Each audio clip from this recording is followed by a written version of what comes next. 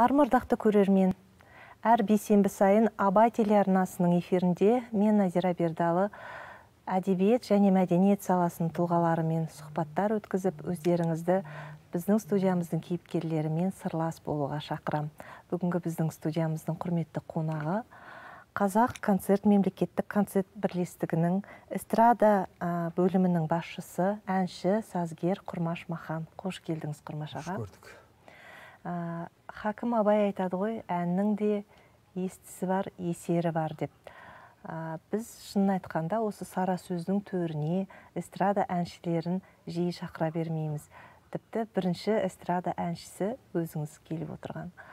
Оның бір себебі есті әндер айтқандығыңыз болса, екіншісі енді Роза Бағланова апамыздың есімін иемденген үлкен ұжымның өкілісіз. Сол жерде эстрада бөлімінің басшысыз. Ең бірінші сұрағымызды биыл Роза Бағланова апамыздың 100 жылдық мерейтойы аталып өтті. Соған орай мереке қарсаңында Қазақ концерт ұжымына Роза Бағланованың аты берілді. Осыдан бастасақ. 97 жылы мен Алматы қаласында, ол кезде Қазақ концерт қатарына ұжымға жұмысқа шақырылдым. Марқұм Кеңес Дүйсекеев ағамыз мен Азия дауысы жас қанат байқауларынан көріп, мен байқап, сол Қазақ концертке шақырды. Сол 97 жылы келіп жұмысқа тұрдым. Сол кезде Роза Бағланова апамызбен талай сахнада бірге концертте болдық. Әсіресе мен үшін ол кісінің көзін көрген, сахналас болған, ол кісіден тәлім тәрбие алған мен үшін Роза апамыздың атын біздің Қазақ концертке беру ол үлкен қуаныш, үлкен құрмет. Ол кісіні және біздің қазақ өнеріндегі дәп осы эстрада жанрының бастаушылары деп айтсақ қателеспейтін шығармыз. Сондықтан да ол кісінің есімі Қазақ концертке берілу ол өте үлкен дұрыс шешім деп ойлаймын. Және бүкіл эстрада жанрындағы өнерпаздардың бәрі бұған қуанды.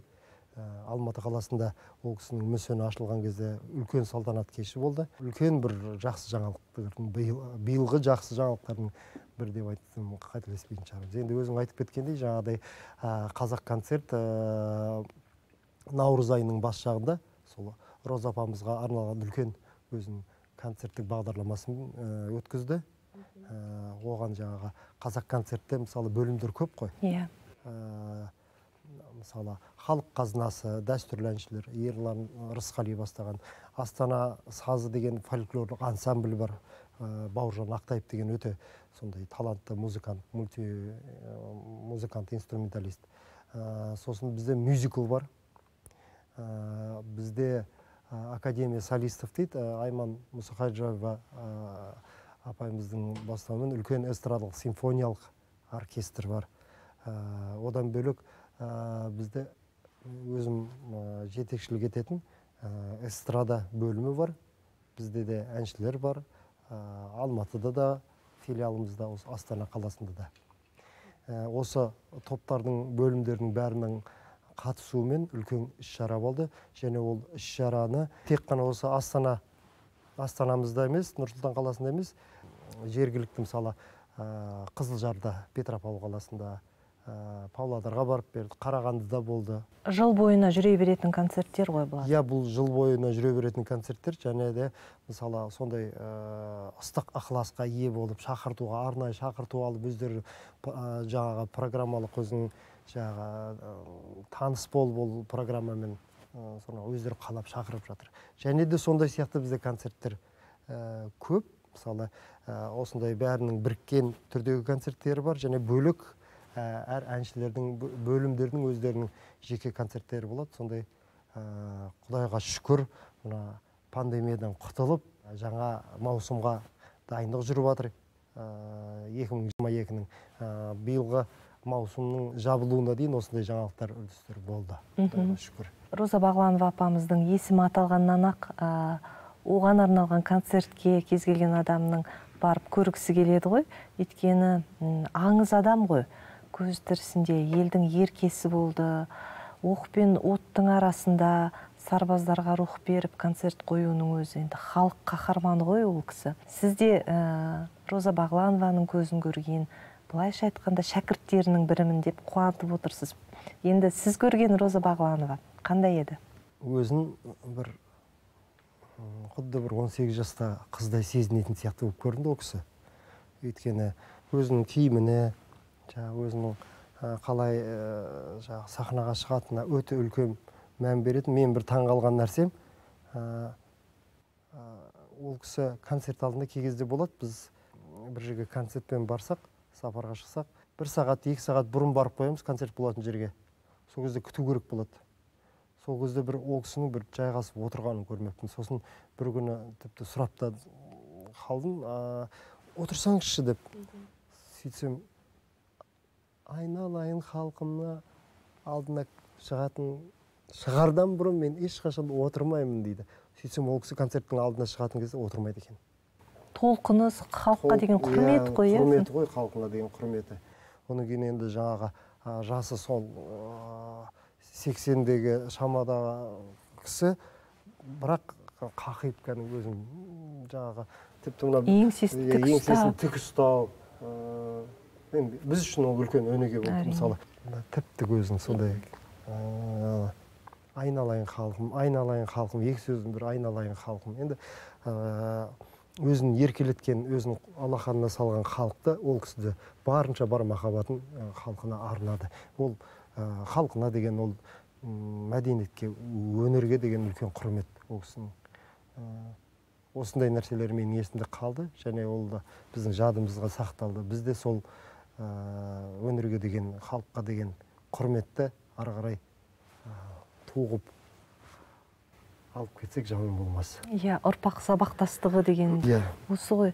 Биыл өзіңіздің де мерейлі жасыңыз екен, 50 жасқа толып, шығармашылық жоспарлар құрып отырған шығарсыз. Осы датаға байланысты, жалпы соңғы кезде 2019 жылы тұңғыш рет әнші ретінде концертіңізді бердіңіз. Ол кезге дейін сазгер ретінде концерттеріңізді өткізіп жүретініз. Биылғы жоспарларыңыз қандай?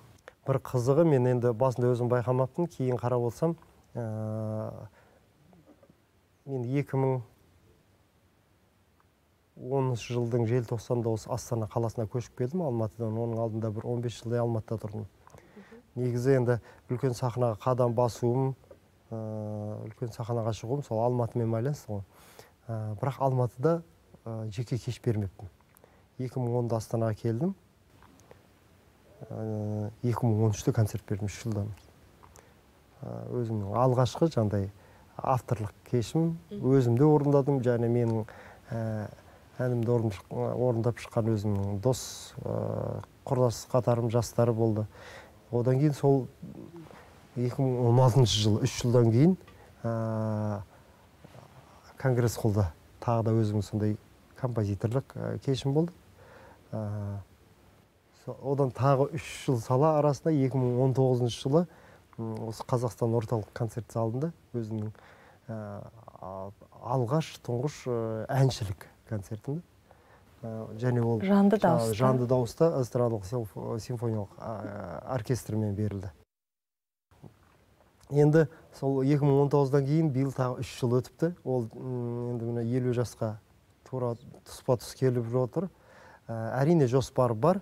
Қыркүйек айында Алматы қаласында енді сахнаға бірінші шығуым, менің өнер жолымның басталуы сол Алматы қаласы болғаннан кейін ол қалаға да бір концерт бергім келеді. Әрине ол жоспарда тұр. Оның енді өзімнің ұжымым Қазақконцертте қолға аламыз деген жоспарымыз бар. Енді өзімді келісім сөздер жүріп жатыр арасында. Одан кейін біздің Қазақстанның қалаларына өзімнің концерттерімен шықсам деген жоспарлар бар. Және Алматыда өтетін концертте Республика сарай деп таңдап отырмыз. Ол да эстрада симфониялық оркестрмен жанды дыбыста өту, және басқа қалаларға шығатын концерттерінде сондай бэндпен жанды дыбыста өтуі осының бәрі қарастырылып жатыр. Енді әрине бұл концерттердің бәрі алла сәтін салып бәрі өтіп жатса, жылдың соңына қарай осы Нұр-Сұлтан қаласында, астанамызда тағы бір кеш беру. Оның да бір өзімнің ойымда жүрген бір өзінің бір өзгешелігімен, енді мысалы қазір кавер деген нәрсе жақсы дамып жатыр бүкіл әлемдік деңгейде. Сол елге қызық болу үшін өзім орындайтын әндерімнің барлығын кавер түрде жасап көрсем деген ондай да бір ойлар бар. Бұның бәрі енді қазір әзірше жоспарлар. Енді эстрадалық симфониялық оркестрмен ән айту бұл әншінің жоғарғы кәсіби деңгейінің көрсеткіші ғой. Оған көп дайындық қажет шығар. Әрдайым өзі концерт беруде болса, оған ешқандай проблема жоқ. Мысалы, кем дегенде аптасында бір-екі концертке қатысып жүретін болса, және мысалы бізде Қазақ концертте әр әнші өзі келіп дайындалатын уақыты бар. Аппаратпен қосып дайындалады, концертмейстермен дайындалады. Арасында үзілмейтін концерттер болып тұр. Яғни бұл жағдайлар әншінің вокалист ретінде, әнші ретінде әрдайым формада болуына себепші. Ал ондай формадағы әншілер бұндай концерттерді беруге ешқашан қорықпайды. Ол қалыпты жарауат сияқты ғой. Қалыпты жағдайға айналып кетеді ол. Одан кейін бір кезең болды. Көбінесе жасыратын ештеңе жоқ. Біз той қуалап кеттік. Біздің әндердің деңгейінің бәрі сол тойдың деңгейіндегі әндер болды.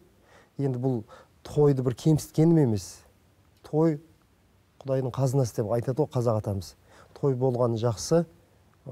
Шынымен біздің бір үлкен бір байлығымыз, қазынамыз той. Бірақ тойдың өзінің әні болады.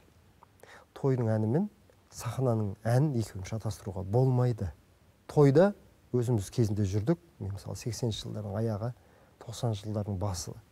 Мен әлі кәсіби сахнаға шықпай тұрып, тойдан мен бастау алдым. Оған ешқандай өкпем жоқ. Оған өкінбеймін. Сол жерден біраз тәжірибе жинадым. Бірақ тойдың әні мен сахнаның әні екеуі мүлдем бөлек дүние. Сахнаның әні ол бүкіл халықтың мәдени, рухани азығына, соның жетілуіне, оның көркеюіне себепші болатын әндер болу керек. Кәсіби сахнада. Ал тойда ол халықты жаңаға мейлінше қатты ойландырмайтын, ырғақты билететін, көңіл күйін көтеретін әндер. Енді біз осы нәрсені шатастырып алдық та. Бұны айтып отқан себебім, енді жаңағы эстрадалық симфониялық оркестрмен джазовый бенд деп атамыз, немесе фольклорлық ансамбльдер деп атамыз. Осылармен шығатын кезде жаңағы әндер өзінің деңгейінің, тойдың деңгейінің ән болғандықтан, ол жаңағы оркестрге, ансамбльдерге келмей жатады. Ең үлкен біздің жаңағы проблемаларымыз, мүшкілдеріміз осы жерде. Осы нәрсені шешсе, ол шешіліп жатыр деп ойлаймын енді. Біраз жақсы жаңалықтар да болып жатыр ғой. Енді бізде де біраз жанды дауыстағы концерттерге көк көңіл министрлік жағынан тарапынан бөлініп жатыр. Бұл енді жайлап өзінің орнына қайтадан қалыпты жағдайға келеді деген үміт бар. Бір сұхбатыңызда айтыпсыз, хит деген сөз эстрадалық әншілік өнерді құрдымға әкеле жатқан құбылыс деп. Айттым оны. Осы хит әндері ғой жаңағы, тойдың әні, немесе ауыз екі күнделікті өмірде тез жаттала қоятын, тез тарай қоятын әндер. Бірақ олар біздің мәдени мұрамызға қандай үлес қосуда? Мен жалпы хит деген терминнің өзіне берген сипаттамам еді. Мысалы, кезінде біздің дәстүрлі әндерді алсақ, сол 25-ті алайық, сол жаңағы бір баланы алайық, жалпы халық әндерін алайық. Балуан Шолақтың Ақан серінің әндерін халық сол кезде халықтың композиторларының арасында хит деген сөз болған жоқ. Иә. Ол хит деген сөзден әлдеқайда жоғары ұғымдар болды да бізде. Ол өзіміздің еліміздің төл өнеріне, төл әуеніне, ән өнеріне, әншілік өнеріне, поэзиясына деген құрмет. Сол мен үшін жоғары сияқты. Ал хит деген түсінік осы мұнда келген нәрсе ғой. Хит болсын деген, енді жақсы танымал болсын деген енді ниеті ғой. Бірақ хит жазамын деп, ол қазіргі заманның хит деген ұғымында ол жерде өлеңіне, оның орындалуына, оның мақсатына көңіл аударылмай кетті да. Тіпті өте ерсін нәрселер жасала бастады. Осыған ішің ашиды. Сонымен хит қуалау басталды. Қалай болса да хит қылам деген ниетпен жаңағы әншілігімен аламағаннан кейін, ол әннің өзінің әуездігімен ала алмағаннан кейін, өлеңінің мағынасымен жаңағы таң қалдыра алмағаннан кейін, әрине ол жерде жаңағы сондай ерсі тірліктер жасала бастады. Мен сол хит деген жаңағы біздің өнерді өшіріп жатқан жатыр дегенім жаңағы меңзегенім осы. Әрбір іс-әрекеттің артында ниет тұрады ғой. Ниет тұрады ғой, бәрі сол ниетке байланысты. Хит әнді тудырушы, жасаушының ниеті демек қаражатқа келіп тіреледі ғой. Бір күн болса да көбірек пайда табу сол әнді жазу арқылы. Танымал болу, танымалдылықтың да жағында атақ, абырой, ақша деген дүниелер тұр. Сіздің өнердегі мақсатыңыз не? Жаңа өте тауып айттың, мен де негізі соны әрдайым айтып отырам, ниетке байланысты. Бұл хит деген сөз шоу бизнес деген сөзге қатысы бар нәрсе да. Шоу бизнес деп ат айтып тұр да, бизнес. Ол сала бөлек. Мен өз басым оған қатысым жоқ деп ойлаймын. Өйткені мен оны меңзеген жоқпын. Бай болып, жаңағыдай бір керемет жаңағы бір миллиардер болып кету мақсат болған жоқ. Енді бұл сала өзімнің кәсібім болғаннан кейін, менде бала шағам бар. Олардың жағы, өзімнің жағы ризығымды осы кәсібімнен тауып жүрмін. Бірақ ең басты мақсат, айтып кеткендей, халықтың өзінің бір игілігіне жақсы дүние қалдыру болды. Оны ойлаған кезде біз қаражат жағын кей ойламай кетеміз. Тіпті осы күнге дейін мен қанша концерт берсем де, қанша шығармашылығыма өзімнің тапқан таянғанымды жұмсап отырып, кейін қарап отырсам, мен өзімнің бала шағама кішкене әділетсіздеу болған сияқты көріндім да. Бірақ енді бұл менің ойымша өзінің кәсібіне, өзінің сүйген тірлігіне деген сый құрмет деп айтсам да болатын шығар. Ал енді бизнес ол таза ақша табу. Ол қалай болғанда да оның жаңағыдай сапасына, саласына, санасына қатты көңіл аудармай, ең бастысы жаңағы қызыл жасыл қып ақша табу. Ол бизнес. Әндердің сапасына өте қатты мән бересіз, иә? Орындайтын әніңіздің. Қуанышыма, бақытыма орай менің ұстаздарым мені жақсы дүниемен ауыздандырып, мені жақсы нәрсеге үйретіп, уызына жарған дейсіз ғой. Уызына жарып, жақсының не екенін, үлкен дүниенің не екеніне көзімді жеткізіп, сол тәлім тәрбие берген ұстаздарыма үлкен рахмет.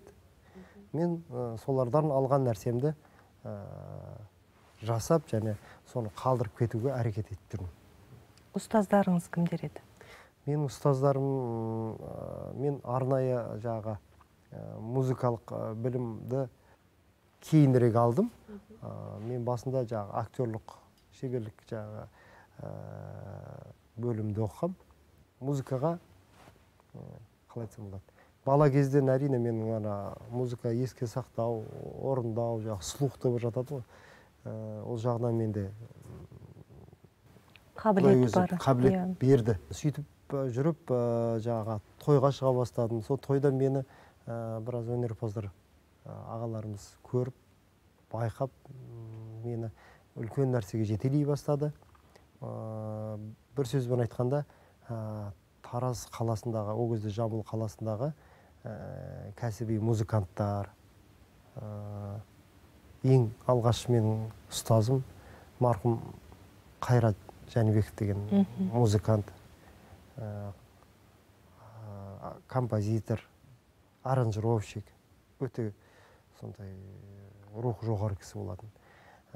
Мақсат Салықов деген ағамыз, ол кісі де марқұм болып кетті. Осы кісілер міне. Одан кейін Әбиірбек Тіңәлиев ағаларымыздың кезінде әндерін айтып. Және жалпы мен сол кезде бала кезден бері тыңдап келе жатқан біздің эстрада өнерінің үлкен майталмандары, осылардың бәрі менің ұстазым десем, сол кісілерді тыңдап өстік қой. Сол кісілерге қарап өстік, бой түзеп өстік. Одан кейінгі мені сол жас қанатқа дайындап, Азия дауысына дайындап алып келген композитор, музыкант Бағлан Омаров ағамыз. Осы кісілердің бәрі менің ұстазым. Өмірде кездескен әрбір жақсы адам ұстазым дейсіз ғой. Иә.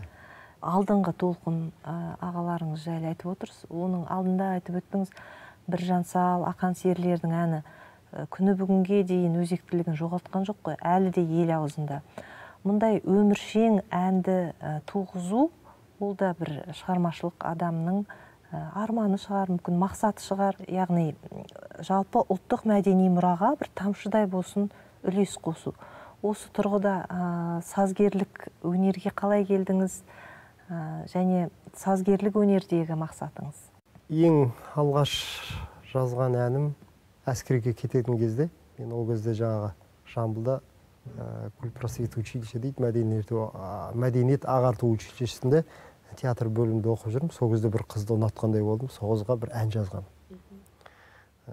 Енді оны ешкім білген жоқ, естіген жоқ. Енді мен өте ұяң болатын. Нұрлан Өрбаев ағамыздың репертуарындағы әндерді сол гитарамен орындап жүретін ол кезде. Романтик болғансыз. Романтик болдым, иә. Сол кездерде ән жаза бастадым, бірақ өзімнің әндерімді мен ән деп санап қарамаппын. Содан 2001 жыл Бағлан ағамыз енді үлкен менің сахнаға шығуыма үлкен себепші болған кісі ғой енді. Әндерін беруден бөлек ол кісі мені қалай ән айту, әнді жаздыру процесімен таныс етті. Содан 2000 жылдар енді қашанғы менің әнімді айта бересің? Басқа әнді өзіңіз деп тап деді. Арасында менің енді өзім шығарған әндерімді бір-екі рет тыңдатып көргем. Содан бір шешімге келіп, қой өзімнің әнді жазуға болады екен-ау деген ойға жетуіме себепкер болған сол Бағлан Омаров ағамыз. Мына әндерің тәп-тәуір әндер ғой, мынаны жазбайсың ба? Осыны көрмейсің ба дегеннен кейін, сондасы менен сондай өзіме деген сенім пайда бола бастады. Сонымен ең алғашқы әнім Жазғы таң деп аталады.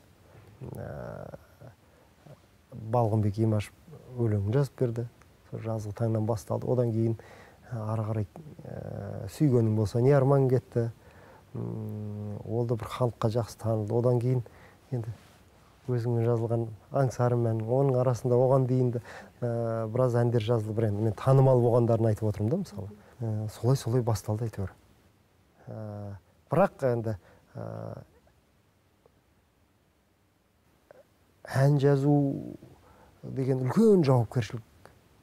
Және де ол сахнаның киелі екенін, киелі дүние екенін, ол жерге тек қана сондай өте үлкен кәсіби мақсаты, мағынасы зор сондай дүниелердің шығу керектігі жадымыздан шықпайтын. Сосын қолымыздан келгенше әспеттеп бетіп ең керемет дүниені шығаруға тырыстық. Бұл деген сол жағаға өзің айтқандай, осы қазақ өнеріне бір тамшыдай бір үлес қосып кету арманы жетеледі. Бірақ ұлылық қарапайымдылықта дейді ғой. Көбіне ұлы шығарма жазған үлкен жазушылардың өзінің шығармасы керемет екенін білмеген ғой. Олар жаңағы жүрек түкпірінде не бар соны қағазға түсірді, кейін біреу оқып көріп, мынауың ғаламат шығарма ғой деп солай жарыққа шыққан. Сондықтан адам шынайы болған кезде ол бәрібір жақсы дүниелер тудыратын сияқты. Өткенде бір сұхбатымда айттым. Өз басым мысалы жазған әндерім бір керемет сондай бір өзінің жаңағы ырғағына байланысты, көңіл күйіне байланысты адамның сондай бір кезеңдермен әрқайсысының өзінің бір керемет тарихы бар. Кәдімгі әңгіме қылып айтсаң, бір сағаттап отырып айтатындай үлкен. Және оны жазып өзім орындап, енді өзім авторы және орындаушысы ретінде маған жеңіл, бір жағынан шынайылық. Ол өтірік емес. Мысалы, театрда жаңағыдай болады, мысалы, сенемін, сенбеймін деп. Станиславскийдің мектебі дейді ғой. Мектебі ғой, Станиславскийдің мектебі. Сенемін, сенбеймін деп, мысалы, режиссер актерға тіке айта алады, мысалы. Ол жерде ана актер сол өзінің рөліне еніп, және соны өзінің бойынан, жүрегінен өткізіп берген қазда сол кейіпкердің тұлғалық рөліне, образына кірген кезде ғана айтылатын нәрсе. Сол сияқты әнде солай шығар. Өзінің шынайылығымен ғана халықтың көкейіне жол табады деп ойлаймын. Шынайы болуы, мысалы, ән келеді, кей кезде көбінесе бірінші ән келеді, сосын әннің қандай жағдайда туылуына байланысты, және әннің өзінің арқағына көңіл күйіне байланысты мен ақынын таңдап, осы жазады-ау деп, оның өзі үлкен жұмыс, соны таңдап, дұрыс тауып, сол дөп түсу. Одан кейін оған жаңағы өңдеушісін табу, аранжировщик дейді ғой, аранжменді. Оған да адам таңдаймын, мысалы, аранжировщиктерді таңдаймын. Мына әнге мынау жасай алады деп. Енді, Құрмаш аға, мен сізбен тығыз шығармашылық байланыстағы адам болғандықтан бір құпияңызды ашайын, оны кез келген көрермен біле бермес. Жақында жарық көрген бір әніңіз бар. Жарық көргенде емес, ол дүниеге келген, әлі көпшілік қауымға ұсыныла қойған жоқ. Бұл жағдайда сіз бірінші әннің өлеңін оқып, өлеңін оқып, сол мәтінді ұнатқаннан кейін соған ән құйылып келе қалды. Осы ән, енді шығармашылығыңыздағы жаңалық қой, осы ән жөнінде айтып берсеңіз. Былтыр жазда демалысымды алып жұмыстан, бала-шағамызбен бәріміз Алматы қаласына сапарға шықтық. Сол сапарға шығар алдында телефоннан инста парақшамнан қарап отырып, Олжас Отардың инста парақшасынан бір өлеңді оқып қалдым. Ана өлең қатты ұнап қалды маған. Сөйтсем, Қуаныш Қолқайыптың өлеңі екен. Содан бір деп маған арнайы жазылған өлең сияқты болды. Енді Аңсарым әнінің тарихын білесің, өлең жазған. Сол әнге, мысалы, 2005 жыл жазылды, қазір одан бері қанша жыл өтіп кетті? 15-16 жыл өтті, 15-16 жылдан кейін дәл сол кездегі жағдайға призма арқылы қарағандай болдым да, өлең арқылы. Деп соны бір жалғас сияқты қабылдадым. Алматыға ұшып барып, одан ары қарай тағы жол жүрдік. Сонымен бір ауылды жерге барып, сол жерде ауыл тыныштық. Ешқандай техниканың, көліктің дыбысы жоқ, ауылды жер рахат, шегірткенің шырылдағаны, малдың жаға түндегі дауысы. Түнгі 2-ге дейін ұйықтай алмадым. Сыртта отырдым. Сөйтіп, жаңағы өлеңді қайта-қайта жолдарын көз алдымнан өткізіп отырып, сол ән келді. Әннің жаңағы бірінші қайырмасының әуені келді. Қайырмадан басталады ғой, иә? Және ол өте сәтті келгендей болып, өзі болады, өзі береді өзі. Осы кейбір әндерде осындай. Содан қуаныш қойныма сыймай, сонымен бір ән шықты деп сөйтіп келіп, ол жақта біраз демалыстан келіп, Алматы қаласына қайтадан келіп, қуанышты тауып алып, бауырым, осындай сенің бір өлеңін тауып алдым мен. Осыған ән жазып жатырмын деп сөйтіп оған айтып ескертіп кеттім. Содан не керек, қыс болды, асықпай аранжировкасын жасадық. Содан қыстың кезінде аранжировкасы бітті, одан дауысын жазып, асықпай бір ай, бір жарым ай оның бәрін өңдеп, дайын болды. Енді оның дайын болғанына 4-5 ай өтіп кетті. Бірақ әлі жарыққа шығарған жоқпын, өйткені жарыққа шығару үшін қазіргі әлемдік деңгейдегі музыкалық платформалар бар. Сол платформаларға шығару бірінші, сосын барып оны жарнамалау мақсат болды. Міне осы Құдай қаласа осы мамыр айының аяғына дейін ол барлық платформаға шығады. Одан кейін бір бағдарламаларға, түсірілімдерге оның презентациясын жасадым. Ары қарай бейне баян түсіру жоспары бар, Құдай қаласа. Сөйтіп аңсар мәнінің жалғасы ұнайды деген ән дүниеге келді. Ендеше сәттілік тілейміз тек қана Құрмаш-аға. Мынау тыңдаушыға жол тартқан жаңа әніңіз көптеген жүректерге барып ұяласын, оларға әдемі мөлдір сезімдер сыйласын. Жоспарлап отырған концерттеріңіз сәтті өтсін. Қазақ концерт ұжымына үлкен шығармашылық табыс тілейміз. Бүгін Сара сөзде қонақта болған әнші сазгер Құрмаш Махан. Құрметті Сара сөз көрермені, келесі бейсенбіде жүздескенше сау болыңыздар.